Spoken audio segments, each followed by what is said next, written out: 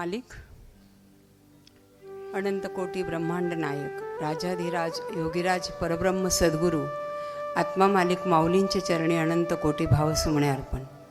तसेच आज 2026 14 या दिवशी उपस्थित असलेले व्यासपीठावरील सर्व संतगण, विद्यार्थी विद्यार्थिनी आणि शिक्षक वृंद आणि खास 14शीसाठी आलेले आत्मप्रेमी, हे सर्वांच्या हृदयामध्ये निवास करणाऱ्या त्या परमपिता परमेश्वराला माझा साष्टांग दंडवत.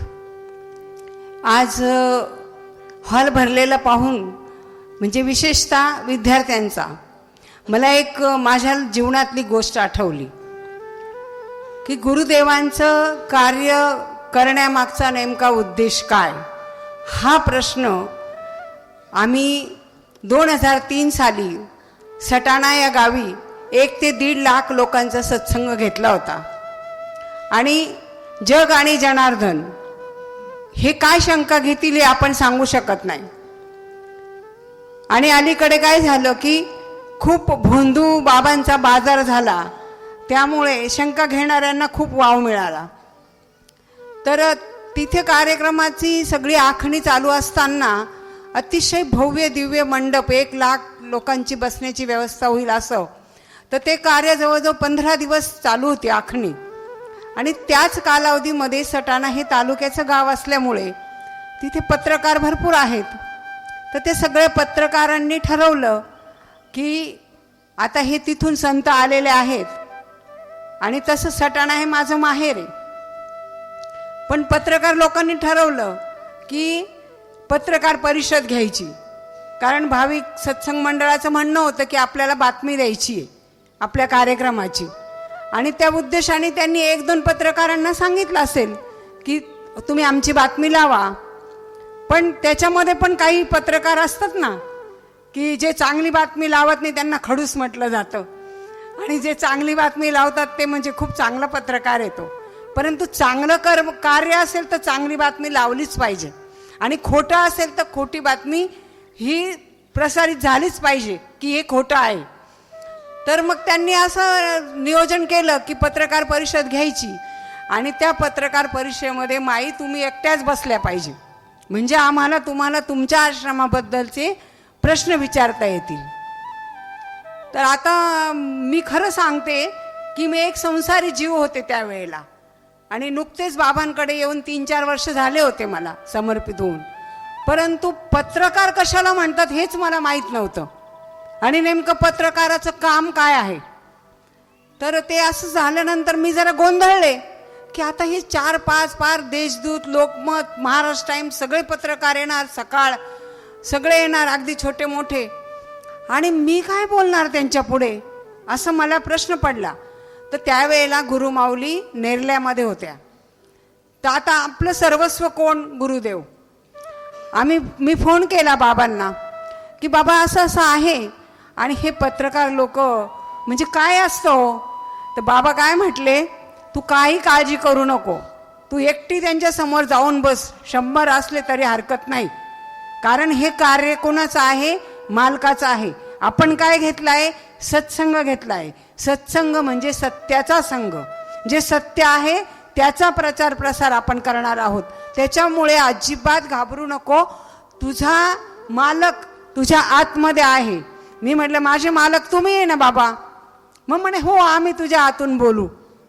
बाबा असं बोलल्यानंतर मला खूप मोठा धीर आला, आणि पत्रकार परिषदेची दिवस ठरला, आणि त्याप्रमाणे परिषद चालू झाली. चालू झाल्यानंतर असा एक मोठा लांब असा टेबल, आणि सगळ्या बाजूनी ते सगळे लोक बसलेले, आणि मी मात्र आत्ता जशी बसले अशी बसलेली. आणि मग त्यांनी पहिलाच प्रश्न मला विचारला की का हो म्हणे माई, साधू संतांचं काम काय आहे? या विश्वामध्ये शांती निर्माण करणं, मंदिरं बांधणं.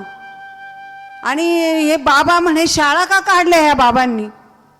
कशासाठी म्हणे हा एवढा पसारा शाळेचा आहे ते?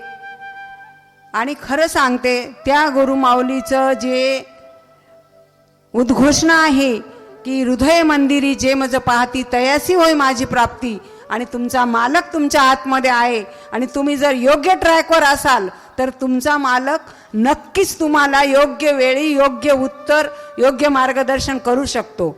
आणि त्याच क्षणाला मी क्षणाचाही विलंब न करता त्यांना उत्तर दिलं की बघा म्हटलं, 60 वर्ष वय झाल्यानंतर जर एखाद्या बिघडलेल्या व्यक्तीला आपण दुरुस्त करायचं ठरवलं तर लवकर तिच्यावर संस्कार होणार नाही. कारण काय की पाठी पूर्ण कचऱ्याने भरलेली असते आणि तो कचरा काढण्यासाठी वेळ खूप कमी असतो.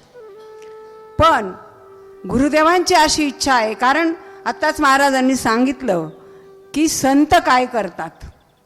संत काय करतात तर संताला ह्या विश्वाच्या वैश्विक शांततेची चिंता असते. फक्त ठराविकच लोकांनी अध्यात्म करावं आणि विद्यार्थ्यांनी करू नये, शिक्षकांनी करू नये असं नाही.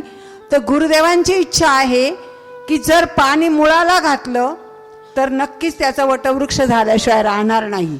जर बालपणी आत्मसंस्कार झाले, विद्या विनयेन शोभते. मग विद्या विनयाने केव्हा शोभेल? ज्या वेळेला तुमच्यावर आत्मसंस्कार होतील. मग संस्कार करण्यासाठी घरातून आत्मसंस्कार होऊ शकत नाही. आत्मसंस्कार होण्यासाठी सद्गुरूंचीच आवश्यकता असते आणि सद्गुरू हे आत्मसाक्षात्कारीच असावे लागतात. आणि आपण एवढे भाग्यवान आहोत की आपल्याला बाबा मिळाले. आणि आपल्याला बाबा मिळाल्यानंतर बाबांनी कुठलाही ढोंग पसारा, कुठल्याही गोष्टीमध्ये उगीच वेळ घाला हे कधीही सांगितलेलं नाही. तुझे आहे तुझपाशी परी तू जागा चुकलाशी, ती चुकलेली जागा म्हणजे हृदयात परमेश्वर निवास करतो. हे जे आपण विसरलो, ते चुकलो, ते आपल्याला गुरुदेवांनी दाखवून दिलंय. कारण त्यांनी स्वतः ते अनुभवलंय की आत्मा हाच भगवंत. हे कोण सांगू शकतं? ज्याने आत्म्याची प्राप्ती केली तोच आपल्याला ह्या मार्गावरून नेऊ शकतो. आणि आपण एवढे भाग्यवान आहोत.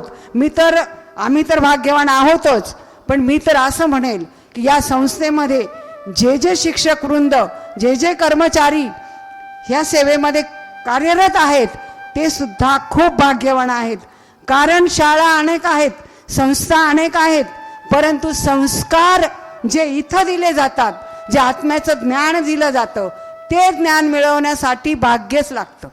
आणि ते भाग्य, तो पुण्य संचय तुमच्या पदरी असल्यामुळे तुम्ही, तुमच्यावर ती जबाबदारी गुरुदेवांनी दिली की जर कर्मचारी वर्ग, शिक्षक वृंद यांना जर तो विषय समजला की आत्मा हाच भगवंत आहे आणि आत्म्यावर प्रेम केलं पाहिजे, तरच तुम्ही विद्यार्थी घडवू शकतात. बरोबर? कारण प्रत्येक सत्संगामध्ये विद्यार्थी येऊ शकत नाही, त्यांचं शिक्षणाचं तास असतात. परंतु जर हे चांगल्या प्रकारे शिक्षकांना समजलं की आत्मा हाच भगवंत आहे आणि संस्कार कशा पद्धतीने केले पाहिजे, तर तुम्ही नक्की आपले जे विद्यार्थी आहेत, म्हणजे ते पत्रकारांना असं सांगितलं गेलं की म्हटलं जर तुम्ही 60 वर्षाच्या माणसावर संस्कार करू शकत नाही, परंतु त्या लहान मुळाला पाणी घातलं तर ते वटवृक्ष होऊ शकतात. आणि पैसा कमावणं हा आमच्या गुरुदेवांचा उद्देश नाही. पैसा कमावण्यासाठी त्यांना एवढी झंझट करून घ्यायची गरज काय? शाळा चालवणं एवढी काही सोपी गोष्ट आहे का? अजिबात सोपी गोष्ट नाही. हॉस्टेल चालवणं तर त्याहून अवघड आहे. परंतु त्या मालकाची गुरुदेवांना पूर्ण गॅरंटी आहे की आम्ही हाती घेतलेलं आमचे कार्य आमचा मालक आमच्याकडून पूर्ण करून घेईल आणि मी त्या पराकाष्ठेला, म्हणजे त्या गोष्टीला मी पुरेपूर उतरणार आहे. म्हणून त्याने त्यांचा देह पूर्ण झिजवून ह्या कार्याला लावून दिला. आणि त्यांना ह्या जगामध्ये जे विद्यार्थी घडले जातील तेच विद्यार्थी उद्या ह्या भारताचे सुजाण नागरिक म्हणून पुढे राहतील. आणि आत्ता जे चाललेलं आहे अत्याचार, कलियुग आपण म्हणतो, तर त्या कलियुगामध्ये सुद्धा परिवर्तन करणारा हा मार्ग आहे. आणि त्यावेळेला मी एवढं बोलल्यानंतर पत्रकारच बाबांची स्तुती करायला लागले. म्हणजे मला बोलूच दिलं नाही त्यांनी पुढे. ते म्हटले हो आम्ही पण येऊन गेलेलो आहे. आणि त्यातल्या त्यात एक पत्रकार एवढा खडूस होता, चांगली बातमी कधीच लावत नव्हता, मामा चंद्रात्रे म्हणून सटाण्यामध्ये. परंतु सगळ्यात उत्तम बातमी त्यांचीच आली पेपरला. म्हणजे ही कोणाची किमया आहे? गुरुदेवांची. त्याच्यानंतर एकदा नगर जिल्ह्याचे सगळे पत्रकार गुरुदेवांकडे आले आणि ह्या कुटीमध्ये गुरुदेवांचा निवास होता. कारण ह्या गोष्टी मी स्वतः अनुभवलेल्या आहे, ऐकलेलं आहे, म्हणून मला आज ते तुमच्याशी शेअर करावं वाटलं. आणि ते शेअर करण्यासाठी आज विद्यार्थी पण आहेत आणि शिक्षक वृंद पण आहेत, यांच्यासाठी खास. तर पत्रकार आले, पण त्यांची हिंमत होईना बाबांना प्रश्न विचारण्याची, की इतके मोठे महान संत सद्गुरू, आपण प्रश्न कसा विचारायचा. पण त्याच्यातले एक जरा वयस्कर होते आणि त्यावेळेस ते जरा हळूच सरकून बाबांच्या पुढे गेले. ते गेल्यानंतर त्यांनी प्रश्न विचारला, म्हणजे असं बोलले की बाबा, बरेच लोक म्हणतात की देव नाहीच आहे. बाबा म्हणे, हो अगदी खरं आहे, तो काय खोटं बोलला, खरं बोलला, देव नाहीच आहे, तो त्याच्या दृष्टीने देव नाहीच आहे म्हणे. म्हणे पण तुम्ही, म्हणजे तुमचं काय म्हणणं आहे, दूध आहे का म्हणे. म्हणे हो, दूधच आहे का म्हणे. हो. मग बाबा म्हणे, दुधापासून दही तयार होतं हे कबूल आहे का. म्हणे हो. मग दह्यापासून काय होतं पुढे. म्हणे बाबा, त्याचं घुसळण करून लोणी काढलं जातं. मग लोणी काढून काय होतं. म्हणे त्याला खूप तापवलं जातं आणि मग तूप तयार होतं. मग म्हणे जो म्हणतो ना देव नाही आहे, त्याला तो कधीच दिसणार नाही.